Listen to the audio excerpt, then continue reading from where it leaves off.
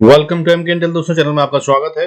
I am sure that आपने कल तो कम से कम पैसा बनाया होगा और अच्छा बनाया होगा। जैसा मैंने कहा था कि अगर 150 पॉइंट 200 पॉइंट बढ़कर मार्केट एक तरफ सस्टेन कर गई किसी भी एक तरफ, तो वो वहां से शॉर्ट कवरिंग ले आएगी, क्योंकि दोनों तरफ बहुत ही शानदार वाला ऊपर इंटरेस्ट बना हुआ था और वो हुआ। और इसीलिए मार्केट निफ्टी हमारा 400 पॉइंट से ज्यादा की बढ़त देकर बंद हुआ है। बट अब ये जो शॉर्ट कवरिंग वाली बढ़त थी, इसका क्या होगा आगे, ये देखने की बात है। क्या मार्केट लगातार रोज ऐसे ही बढ़ती रहेगी? नहीं, बता रहा हूँ, बिल्कुल नहीं बढ़ेगी। तो कॉशियस रहिएगा, बहुत सावधान रहिएगा। इतने बड़े मूव के बाद डेफिनेटली एक रिट्रेसमेंट बनती है, वो आएगी ही आएगी। हालांकि टोटलिटी में अब हम फिर से स्ट्रांग, बहुत स्ट्रांग हो गए हैं और ये दिख रहा है कि एफआईआईज किसी भी तरह से सेल ऑफ करने वाले नहीं है। 4000 करोड़ की फिर से बाइंग करी है उन्होंने। आइए देखते हैं डेटा को और बाकी की चीजों को, और क्या करना है एक्सपायरी के दिन। Before we move on, I request to go to the disclaimer. जरूरत हो तो वीडियो को पॉज कर पड़े। देखिए, एफआईआईज ने बाइंग करी है 4165 करोड़ से ज्यादा की, और उसके अगेंस्ट में डीआईएस, जैसा कि मैं बता रहा हूं, बहुत पैसा लगाया हुआ है, तो वो धीरे धीरे करके निकालेंगे, मगर वो ऐसे निकालेंगे कि गिरने नहीं देंगे मार्केट को। तो इन्होंने बेचा है फिर से 656 करोड़ का माल बेचा है, लिटिल मोर देन 656 करोड़ से ज्यादा का माल बेचा। और इस तरह से मंथली फिगर जो है वो पहुंच गई है एफआईआईएस की बाइंग की फिर से आगे 22,025 करोड़ की। अब अगर आपको लॉन्ग टर्म में खेलना हो तो बहुत अच्छा समय है। जब जब मार्केट गिरे तो आप लंबे समय के लिए पोजीशंस बना सकते हैं। नीचे आते हुए अगर देखें डेटा को, तो अब डीआईआईएस की जो सॉरी सेल ऑफ हो गया है, वो अगस्त के महीने का सेल ऑफ हो गया है 7068 करोड़ का। वहीं एनुअल की बात करें तो एनुअल फिगर अभी भी एफआईएस की भयंकर वाली सेलिंग की है, विच इज 2,67,947 करोड़ से ज्यादा का माल इन्होंने इस साल यानी कि जनवरी से लेकर अभी तक बेचा है। और अगेंस्ट दैट डीआईआईएस ने 2,35,444 करोड़ से ज्यादा की बाइंग करी है, which is again first time ever in the history of the Indian stock market. अब उसके बाद मार्केट में इस सबसे हुआ क्या, 4000 की बाइंग हुई कहां और कैसे हुई और क्या हुआ और कितने शेयर बढ़ रहे थे। देखिए 30 तारीख को, यानी कि मतलब हम ट्यूसडे की बात कर रहे हैं, तो ट्यूसडे को अगर हम बात करें तो 1465 शेयर सेंसेक्स में बढ़ रहे थे, अगेंस्ट दैट 488 शेयर, 488 शेयर गिर रहे थे, जो कि ऐसा फिगर है कि बहुत ही स्ट्रॉन्ग स्ट्रेंथ दिखाता है। इसका मतलब ये है कि चौतरफा बाइंग हो रही थी। कोई भी सेक्टर ऐसा नहीं रहा होगा जहां पे कि बाइंग नहीं हो रही। हालांकि कुछ शेयर बेचे भी गए हैं, इसका मतलब जो हमेशा ही होता है होना ही होता है। तो 488 शेयर्स गिर रहे थे। अब वो कौन से शेयर थे जो बढ़ रहे थे? सेक्टर की बात करते हैं पहले। देखिए साहब, सेक्टर इस बार ट्यूसडे को एक भी सेक्टर ऐसा नहीं था जो कि गिर रहा हो। हर सेक्टर ने बढ़त में कंट्रीब्यूशन करा है। एवरी सेक्टर हैज कंट्रीब्यूटेड, और सीरियस कंट्रीब्यूशन, ऐसा नहीं कि सिर्फ ग्रीन में बंद हो गया। मैं अगर बात करूं कि टॉप गेनर्स कौन थे, तो रियलिटी और बैंक ने बहुत अच्छा कंट्रीब्यूट करा है और आईटी ने करा है। उसके अंदर अगर हम बात करें निफ्टी की वैल्यूएशन में, तो वैल्यूएशन में बैंक ने और आईटी ने करा है। और अगर हम टॉप परसेंटाइल गेन की बात करें तो रियलिटी और बैंक्स ने करा है। 3-3% से ज्यादा उठे हुए थे इनके सेंसेक्स, इनके इंडेक्स। अब इसमें बढ़ने वाले शेयर कौन से? तो देखिए आईसीआईसीआई बैंक 42 पॉइंट कंट्रीब्यूट करा है। हमारी जो टोटल 446 पॉइंट की गेन आया है निफ्टी में, उसमें से 42 पॉइंट्स दिए हैं आईसीआईसीआई बैंक ने, 40 पॉइंट्स के करीब दिए हैं एचडीएफसी बैंक ने, बजाज फाइनेंस ने भी दिए 40 पॉइंट, रिलायंस ने 29 पॉइंट और एचडीएफसी ने 28 पॉइंट। और टोटल मिलाकर इन 5 शेयरों ने 180 पॉइंट के करीब का गेन दिया है आउट ऑफ 446। इसके बाद भी बाकी की चीजें जो है वो कंट्रीब्यूट कर रही थी, इसका मतलब तभी और बार बढ़ा, और वो शॉर्ट कवरिंग का बहुत बहुत गहरा रोल रहा है। आगे देखते हैं। देखिए अब इसके अलावा बढ़ने वाले शेयर जो थे, बजाज फिंसर्व, डीएलएफ, ओबराय, डीएलएफ ने मतलब रियलिटी को तो डीएलएफ ने उठा दिया, बैंकर रूप से बढ़ा है, और मुझे इसमें ब्रेकआउट दिख रहा है। हालांकि इससे दूर रहने के लिए कहूंगा मैं, फिर भी अभी अगर आपको खरीदने के लिए कुछ सोचना है तो आईसीआईसीआई बैंक में मुझे ब्रेकआउट दिख रहा है, बहुत अच्छा दिख रहा है। और 10-12 रुपए का आप स्टॉप लॉस लगाकर इसको बहुत अच्छे प्रॉफिट्स के लिए बाय कर सकते हैं। ठीक है, अब आगे की बात करते हैं। तो ओबराय, रियलिटी, एसआरएफ, ये सब 5-5% से ज्यादा बढ़ने वाले शेयर थे, अपार्ट फ्रॉम जो दूसरे वाले शेयरों की बात करी जिन्होंने कंट्रीब्यूट करा।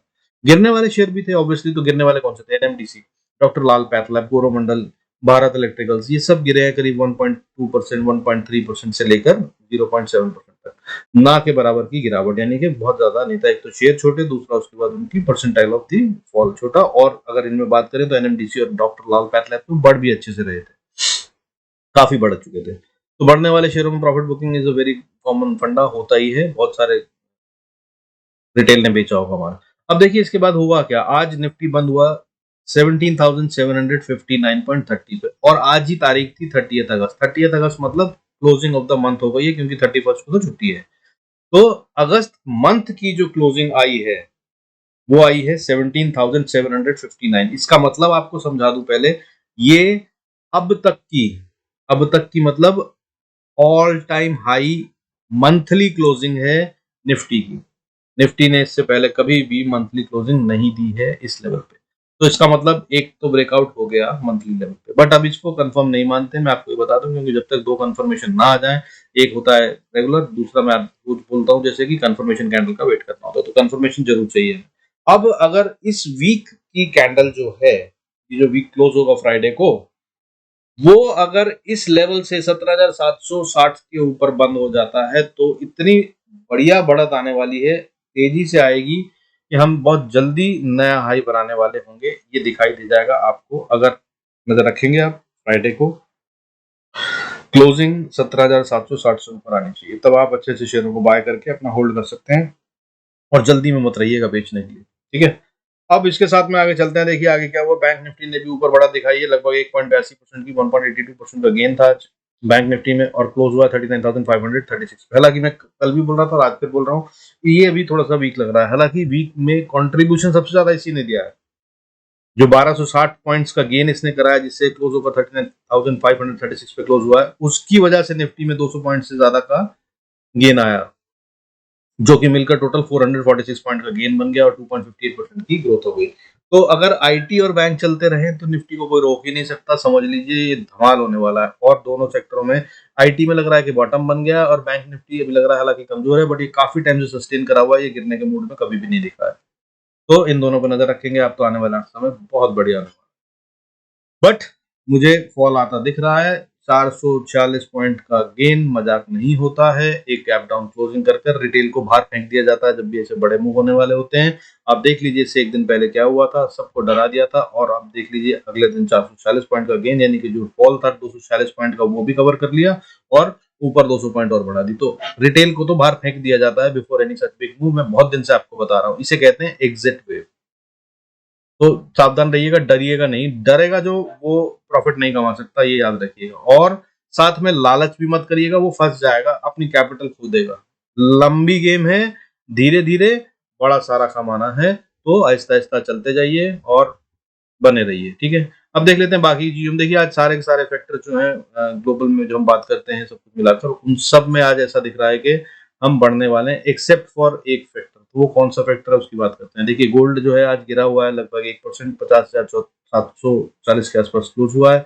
सिल्वर जो है वो भी गिरा हुआ है लगभग 1.34%, तो 53,600 के आसपास बंद हुआ है। इसका मतलब कमोडिटी की तरफ से सपोर्ट है, पैसा कहीं और नहीं जाने वाला है। फर्दर डॉलर जो था बढ़ा हुआ था, वो गिर गया है, अभी 0.64% का फॉल है, जिससे ये अगस्त का जो है वो 79.45 पे ट्रेड कर रहा है, और सितंबर वाला भी 80 के नीचे आ गया है, कूल ऑफ हो गया। क्रूड ने 5.25% का फॉल दिखाया है ट्यूसडे को, जिससे वो फिर से वापस 7,330 के लेवल, 31 के लेवल पे आ गया है, जो कि बढ़ता हुआ 7600 पे पहुंच गया था। और मैंने आपको बताया जब तक वैसे भी 8,000 के ऊपर ना जाए तो ये हमारे को कोई हिट नहीं दे सकता, कोई चिंता का विषय नहीं।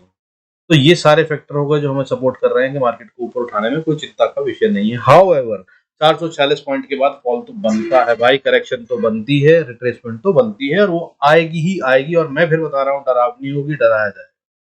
हालांकि सावधान रहने की बात यह है कि फ्राइडे तक थोड़ा सा और पेशेंस रखें। अगर फ्राइडे की क्लोजिंग जैसा कि मैंने बताया 17,760 के ऊपर आ जाती है, तब ये एक स्ट्रॉन्ग कंफर्मेशन, सेकंड कंफर्मेशन हो जाएगी कि हाँ अब हम ऊपर ही की तरफ जा रहे हैं, और ये कोई भी ट्रैप नहीं, ठीक है। तो अब जो चिंता का विषय था, जिसे एक फैक्टर को मैं कह रहा था कि कहीं खतरा है, वो क्या है, वो है एसजीएक्स निफ्टी, जो सिंगापुर ट्रेड है। देखिए ग्लोबल मार्केट तो खुली है, आज सब ट्रेड हो रहा है। अगले दिन छुट्टी, हम एसजीएक्स निफ्टी बंद है क्योंकि गणेश चतुर्थी, बट बाकी के तो दुनिया में काम हो रहा है, और वहां पे क्या काम हो रहा है, क्या नेगेटिव बिल्ड हो रहा है, उसको तो हमें देखना ही पड़ेगा। तो अगर अब मैं बात करूं कि सिंगापुर एक्सचेंज और वर्ल्ड मार्केट्स की, तो ये सब आज नेगेटिव में, हालांकि बहुत ज्यादा नहीं है, बट फिर भी नेगेटिव चल रहा है, ठीक है। तो इस पे नजर बनाए रखिएगा, ये एक चिंता का विषय हो सकता है थोड़ी देर के लिए, बट ओवरऑल में हम अभी बहुत स्ट्रांगली बुलिश दिख रहे हैं। शॉर्ट कवरिंग के अंदर बियर्स को ट्रैप कर लिया गया है, और उनसे शॉर्ट कवरिंग कर कर पैसा ऊपर चढ़वा दिया गया, और मार्केट ऊपर आ गई है। तो अब एक लेवल है जिसके नीचे जाती नहीं दिख रही है, वो कौन सा लेवल है हम उसकी बात करेंगे। हालांकि मैं आपको रेंज की बात बताऊं तो अभी 17,150 तक की रेंज निफ्टी में बनती है। अगर ये वहां तक भी जाए तो चिंता नहीं करिएगा, डरने की बात नहीं है, ठीक है। मतलब मैं बोल रहा हूँ 600 650 पॉइंट जाने के बाद नीचे, तब भी 700 पॉइंट भी कह सकते हैं नीचे अगर चली जाए तो भी चिंता का विषय नहीं है। बट आपको इंतजार करना है कि खरीदना कहाँ है, तो जल्दबाजी में मत दिएगा और पेशेंस रखकर ही अंदर एंटर कीजिएगा, ठीक है। और अब अगर बात करें ऊपर की, तो ऊपर के लिए मुझे दिख रहे हैं कि 18,200 के लेवल तो खुल ही गए हैं, और जैसे ही हम 18,200 के ऊपर ट्रेड करना शुरू करेंगे तो सीधा 19,000 और 19,600 के लेवल दिखते हैं। और ये ऐसा नहीं है कि अगले हफ्ते या 2 दिन में आ जाएंगे, इसको समझिएगा, इसमें टाइम लगेगा, 1 से 2 महीने का समय लग रहा है, ऐसा हो जाएगा। तो अगर आपका पोर्टफोलियो रेड में है तो आप खुश हो सकते हैं, क्योंकि आने वाला समय शायद आपके लिए अच्छा होगा अगर आपने अच्छे शेयरों में इन्वेस्ट कर रखा है। फर्दर बैंक निफ्टी की अगर हम बात करें तो भाई 38,500 जो है अभी भी एक क्रिटिकल लेवल है, और अभी भी क्रिटिकल लेवल है, और ऊपर की तरफ में 40,000 का ब्रेकआउट जब तक नहीं होता तब तक ये वीक में ही माना जाएगा रेंज में, ठीक है। तो देखते रहिएगा इन दोनों लेवल को, नीचे में 38,500 और ऊपर में 40,000 को क्रॉस करे तो बिंदास खेलिएगा, 2 महीने के लिए पोजीशन बनाकर आप होल्ड कर सकते हैं अगर आप में इतना दम और हिम्मत है तो, क्योंकि बार बार बीच में फ्लक्चुएशंस तो आएंगी। आइए देख लेते हैं चार्ट्स पे कि क्या करना है, असल में एक्सपायरी कहाँ में किस रेंज में हो सकती है और कैसे होगी। Before that I request to go through the disclaimer as per SEBI norms. जरूरत हो तो वीडियो को पॉज करके देखें। आइए चार्ट्स को देखें। चार्ट्स के अंदर देखिए ये निफ्टी 50 का चार्ट है, ये 10 मिनट, चलिए 10 मिनट के चार्ट पे देखते हैं, समझते हैं। देखिए मैंने जैसा बताया क्रूशल कई दिनों से, मैं हफ्तों से बता रहा हूँ, इनफैक्ट महीना ही हुआ, इनफैक्ट 1.5 महीने पहले मैंने बताना शुरू करा था कि 850 जो है एक लेवल है, 17,850, जिसको क्रॉस करने में पसीने निकलेंगे और ये टाइम लगाएगी, ठीक है। और ये अब उस तरफ बढ़ चुकी है, इससे पहले तो बढ़ ही नहीं पाई थी, और एक बार जब हम बढ़े थे तो धड़ाम हो गए थे।